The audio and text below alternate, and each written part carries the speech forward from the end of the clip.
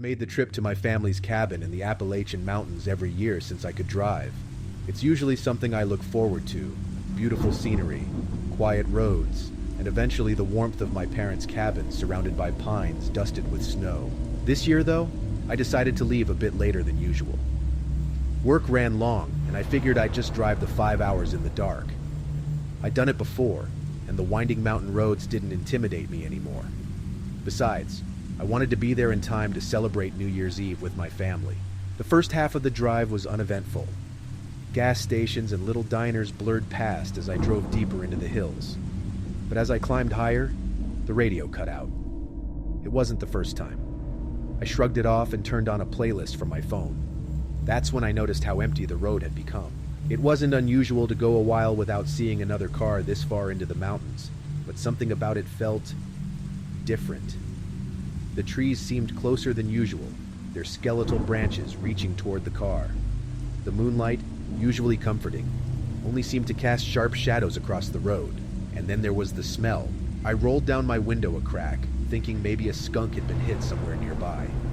But the air smelled metallic, like blood, mixed with wet fur. It was thick, clinging to the back of my throat, and I gagged, quickly rolling the window back up. I told myself it was just an animal, that's all. But I couldn't shake the feeling that something was watching me, tracking me from the tree line. My fingers tightened on the wheel. The road ahead curved sharply, and I slowed down. That's when I saw it. A deer, or at least, that's what I thought it was at first. Stood at the edge of the road, its body partially hidden by the trees. But it wasn't right. Its head was tilted at a strange angle, too far to the side, like it had been broken. Its eyes reflected the headlights, but there was no fear in them, no instinct to run. It didn't move. I braked hard, heart hammering in my chest, and the car skidded slightly on the icy road. The creature took a step forward. Its legs were too long, too thin, bending at unnatural angles. I sat frozen, staring at it. My headlights illuminated its face, a face that wasn't quite a deer's. The mouth was wrong, stretched too wide, and its teeth. I didn't think deer had teeth like that. And then it smiled. I slammed on the gas. The car fishtailed before regaining traction, and I shot around the curve. My hands were shaking, but I kept them steady on the wheel, forcing myself to breathe. I didn't look back. I tried to convince myself that it was just my imagination. Maybe I was tired, and the shadows had played tricks on me. But deep down, I knew better. The road ahead stretched into darkness. The trees were denser now, and their branches formed a kind of canopy overhead, blocking out the moonlight. My headlights carved a path through the gloom, but the feeling of being watched hadn't left. I glanced in the rearview mirror. At first, I saw nothing but the road behind me. Then, out of the corner of my eye, I caught a flicker of movement. Something darted across the road behind me fast, too fast to be human. I cursed under my breath and pressed the accelerator harder. The car shuddered as it climbed a steep incline. My knuckles were white against the steering wheel. I told myself I was just imagining things, but the pit in my stomach told me otherwise. Then came the sound. It started as a soft tapping, almost like the rhythmic drumming of fingers against the roof of the car. Tap, tap, tap. I thought maybe loose branches were falling from the trees, but the sound moved. It started at the back of the car and worked its way forward. Tap, tap. I glanced at the roof through the windshield, but there was nothing there. The tapping stopped. Relief washed over me, but it was short-lived. A shadow appeared in the middle of the road ahead, and I barely had time to swerve. The car lurched violently to the side, and my tires skidded on the ice again. I came to a stop just shy of a ditch, my heart pounding so hard I thought it might burst. I looked back at the road, but the shadow was gone. And then I heard it. It wasn't the tapping this time. It was breathing. Deep, ragged breaths, so close it sounded like someone or something was right outside the driver's side window. I didn't move. I didn't dare look. My hands stayed glued to the wheel, my foot hovering over the gas pedal.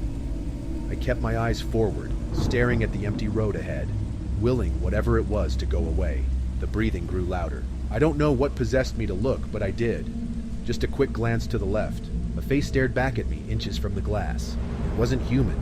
Its skin was pale and stretched tight over sharp bones.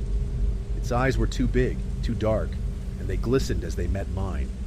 Its mouth opened, revealing rows of jagged teeth, and it grinned at me wide and unnatural, like it was enjoying my fear. I didn't think, I just reacted. My foot slammed down on the gas and the car shot forward. The tires slipped, but I kept going, speeding down the icy road as fast as I dared. For a while I didn't see anything. I didn't hear anything, but I didn't feel safe. I didn't feel safe until I saw the lights of the town below, spilling out into the valley. By the time I reached my parents' cabin, my body was trembling. My dad greeted me at the door, asking why I looked so pale, but I couldn't bring myself to tell him. I didn't sleep that night. Every time I closed my eyes, I saw that face. And in the silence of the cabin, I swore I could hear it again. Tap, tap.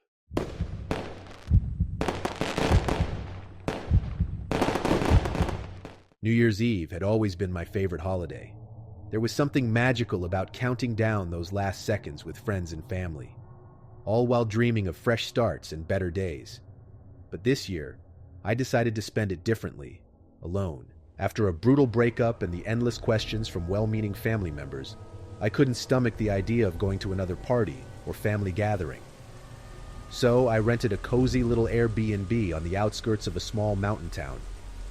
It was remote, but not too far from civilization. Just a 15-minute drive into town if I needed supplies. The cabin was perfect. Wood-paneled walls, a fireplace that crackled with warmth, and a wraparound porch overlooking the surrounding forest.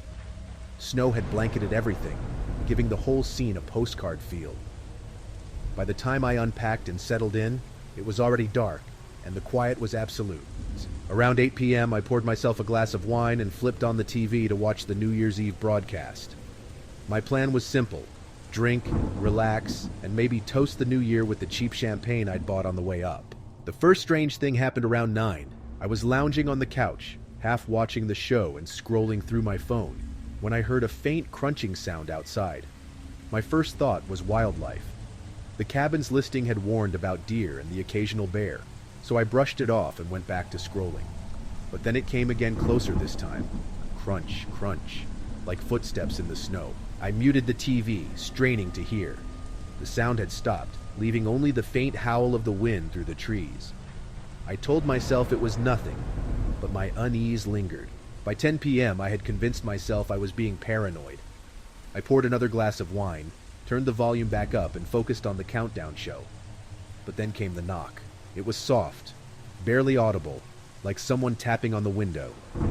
My breath caught, and I froze, staring at the large bay window across the room. The curtains were open, and beyond the glass was nothing but darkness and the faint outline of snow-covered trees. Knock, knock. I slowly got up, every muscle in my body tense. I moved to the window, careful to stay out of sight, and peeked through the edge of the curtain. The porch was empty, probably the wind, I whispered to myself, though my voice shook. I quickly pulled the curtains closed, locking the door for good measure. At 11, I heard it again. This time, it was coming from the back of the cabin, a series of soft knocks, followed by the faint creak of wood, like someone stepping onto the porch. I grabbed my phone and opened the cabin's security app.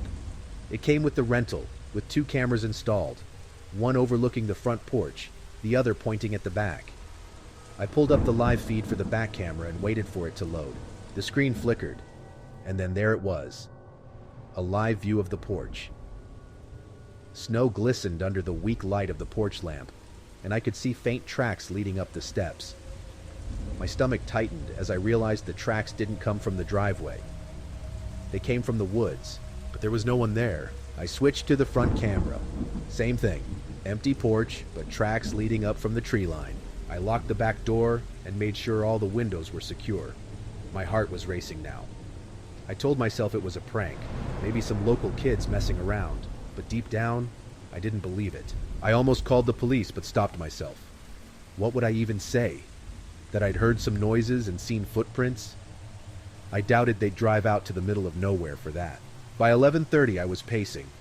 Every little sound made me jump. The creak of the floorboards, the wind brushing against the cabin, even the faint hum of the heater. I kept checking the cameras, but they showed nothing new, until they didn't. At 11:45, the feed from the back camera glitched.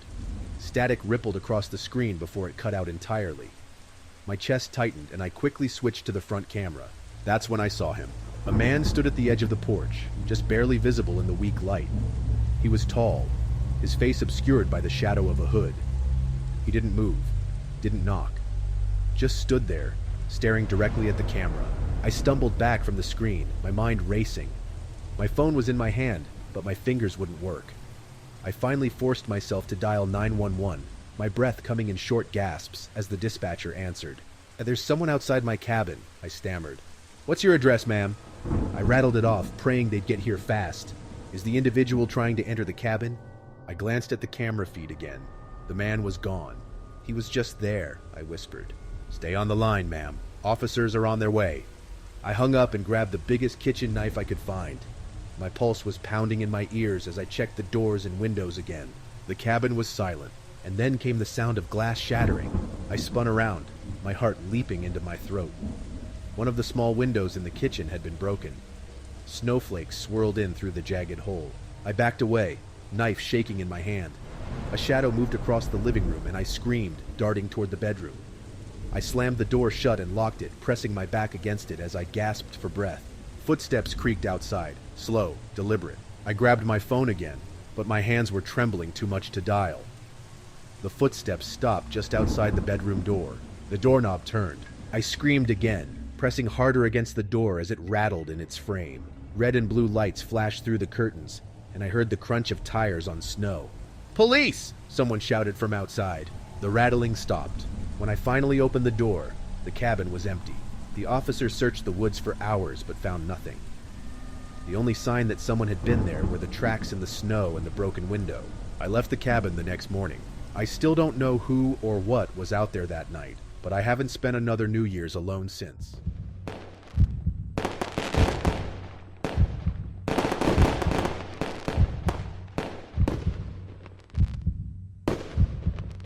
I'm not much of a drinker, and I hate big crowds, so New Year's Eve has always been low-key for me. This year, I planned to ring it in at home with some takeout and a bottle of cheap wine, but my buddy Jake convinced me otherwise. "There's this party downtown," he said. "It's supposed to be crazy. Open bar, live band, the works. Come on, man. You can't sit at home again this year." Jake had a way of dragging me into things I didn't want to do, but this time I gave in. Maybe it was the nagging loneliness of the past few months, or maybe I just felt guilty for always saying no. Either way, I let him talk me into it. The party was at an old hotel that had been converted into an event space. The place was packed when we got there, people spilling out of every corner. The air buzzed with conversation, laughter, and the bass from a DJ in the ballroom. A huge clock projected on the wall counted down the hours, minutes and seconds to midnight. Jake disappeared almost immediately, swallowed by the crowd, but I wasn't worried. That was his thing. I grabbed a beer and wandered through the rooms, soaking in the atmosphere. That's when I noticed him. A man in a bright silver party hat stood in the corner of the main hall, near the punch table. He didn't seem to belong there. Didn't match the vibe of the room. Everyone else was laughing, dancing, talking, but he just stood there, perfectly still, watching. I couldn't tell why he caught my attention, but there was something about him that set my nerves on edge. Maybe it was his face or the lack of expression on it. His eyes seemed too wide, unblinking, like he didn't understand what was happening around him. I told myself I was being ridiculous. There were hundreds of people here. Not everyone was going to look friendly. I turned back to the bar, ordered another drink, and tried to shake it off. But every time I moved to a new room, I saw him. In the lounge, by the door to the balcony, standing so still it was unnerving. Then, later, by the band in the ballroom, his face still blank as the crowd swayed to the music. At first, I thought maybe he was just someone I kept crossing paths with. Coincidence. But then I started to notice his eyes. They weren't wandering through the crowd like everyone else's. They were on me. It wasn't obvious at first. His head would tilt slightly in my direction, his gaze drifting just enough to make it feel intentional. The same too wide, unblinking stare. I tried to tell myself I was imagining things, but the longer it went on, the harder it was to ignore. I finally turned to Jake, who I'd found leaning against a wall, flirting with someone. "Hey," I said, pulling him aside. "Do you see that guy?" "Which one?" "The one in the silver party hat. He's been following me." Jake squinted into the crowd, his brow furrowing. "I don't see anyone, dude." I turned back toward the lounge where I'd last seen him, but he was gone. Maybe you've had one too many, Jake said with a laugh, clapping me on the shoulder. I forced a laugh and nodded, but inside my skin was crawling. By 11:30, the crowd was at its peak. The countdown was closing in, and the energy in the room was electric. Jake had disappeared again, and I found myself at the edge of the ballroom, clutching my drink and staring at the clock. That's when I felt it, a hand on my shoulder. I spun around, heart racing, but no one was there. The crowd was so dense I could barely see a few feet in any direction, but I was sure someone had touched me. The music shifted to a slower, heavier beat, and the lights dimmed slightly. The crowd swayed in unison, but I couldn't move. My eyes darted around the room, searching for the man in the silver hat. And then I saw him. He was standing at the edge of the dance floor, his face half hidden in the shadows. But this time, he wasn't staring blankly. He was grinning. It was the kind of grin that didn't belong in a place like this. Too wide, too toothy, stretching his face in a way that made my stomach churn. His head tilted slightly, and he raised a hand, beckoning me. I stumbled back, nearly dropping my drink.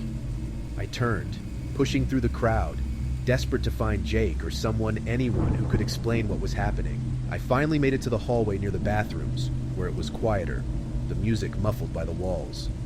My breathing was ragged, and my hands were shaking. "Hey man, you okay?" I looked up to see a guy leaning against the wall, his brow furrowed in concern. "Did you see him?" I asked. "See who?" "The guy, he was on the dance floor, silver party hat." The guy's expression softened into something almost amused. "A silver party hat, huh? Haven't seen anyone like that." I shook my head, frustration bubbling to the surface. "No, he was there. He's been following me all night." The guy laughed lightly.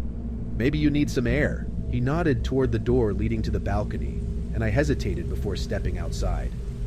The cold air hit me like a slap, and I leaned against the railing, taking deep, steadying breaths. The city below was alive with light and sound, people celebrating in every direction. Fireworks burst in the distance, their colors reflecting off the windows of nearby buildings. I closed my eyes, letting the cold clear my head. When I opened them, he was standing on the far end of the balcony. The man in the silver party hat. Only now, his face wasn't blank or grinning. It was something worse. His head cocked to the side, his mouth slightly open as if he were about to speak. And then he sprinted toward me. I stumbled back, heart pounding, and threw open the door to the ballroom. But when I turned to look, the balcony was empty. The countdown began. 10, 9, 8. I pushed through the crowd, desperate to find Jake. 7, 6, 5. The lights dimmed further, and confetti began to rain down from the ceiling. 4, 3, 2. I spotted him standing at the back of the room. Jake was laughing with some girl, his drink in hand. 1, Happy New Year! The crowd erupted in cheers, and the lights flashed back to life. I spun around one last time, scanning the room for the man in the silver hat. But he was gone. I barely remember the night. I drank quite a bit, more than I usually do. For all I know, someone could have slipped me something, a hallucinogen maybe. And I just completely forgot. But what if I didn't? I don't know what to think about the whole experience. Did I imagine it? Was it just some creepy guy messing with me? Or was I on something that warped my perception of reality? The thought that lingers most, though, is the one I don't like admitting. What if it was something unnatural? Something I can't explain? I haven't gone to another New Year's party since, and maybe I never will.